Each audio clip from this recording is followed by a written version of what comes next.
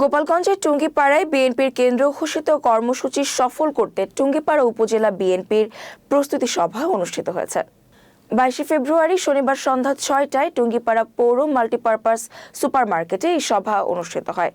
উপজেলা বিএনপির আহ্বায়ক মোহাম্মদ সালাউদ্দিন মিয়ার সভাপতিত্বে ও যুগ্ম আহ্বায়ক মাহবুবুর রহমান নাসিরের সঞ্চালনায় সভায় প্রধান অতিথি হিসেবে উপস্থিত ছিলেন স্বেচ্ছাসেবক দলের সভাপতি এস.এম. জিলানী। এছাড়াও গোপালগঞ্জ জেলা বিএনপির যুগ্ম আহ্বায়ক অ্যাডভোকেট আবুল খায়ের, উপজেলা বিএনপির যুগ্ম আহ্বায়ক শামসুল হক শেখ, পৌর বিএনপির সদস্য সচিব মোহাম্মদ ইমদাদ মোল্লা, উপজেলা যুব দলের আহ্বায়ক মোক্তার হোসেন, উপজেলা স্বেচ্ছাসেবক দলের আহ্বায়ক জসিমউদ্দিন সহ বিএনপি ও অঙ্গ সংগঠনের নেতাকর্মীরা উপস্থিত ছিলেন।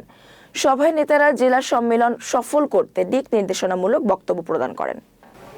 কারণ অনেকটা বিচ্ছু করার চেষ্টা করবে, কিন্তু আপনারা সবাই প্রতিষ্ঠিত করতে এবং খুব শক্তভাবে প্রতিষ্ঠিত করতে হবে। আর সেই প্রতিষ্ঠার মাধ্যমে করতে হবে টুঙ্গিপাড়া কোটলিপাড়া নেতা, আপনার আমার প্রাণের স্পন্দন জননেতা এস.এম. জিলানীর হাতকে শক্তিশালী করার মাধ্যমে এই টুঙ্গিপাড়া কোটলিপাড়ায় বিএনপির হাতকে শক্তিশালী করতে হবে এবং প্রতিষ্ঠিত করতে হবে।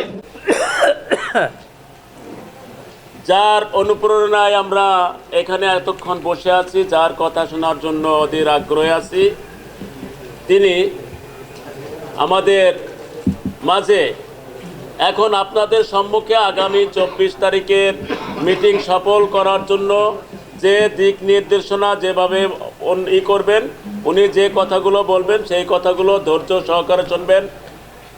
যে কথা সকলেই বলছেন যে 2013 সালে ওই ঘোনাপাড়ায় দুর্ঘটনা ঘটছে, মিটিং এর দিন সমস্ত নেতারা এখন কার্যকরী করার জন্য আপনারা যদি সহযোগিতা না করেন তাহলে বক্তৃতা দিয়েই শেষ।